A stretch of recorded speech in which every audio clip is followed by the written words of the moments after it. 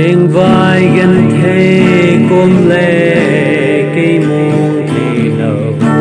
chúng tôi đi dòng hùng dâu lâu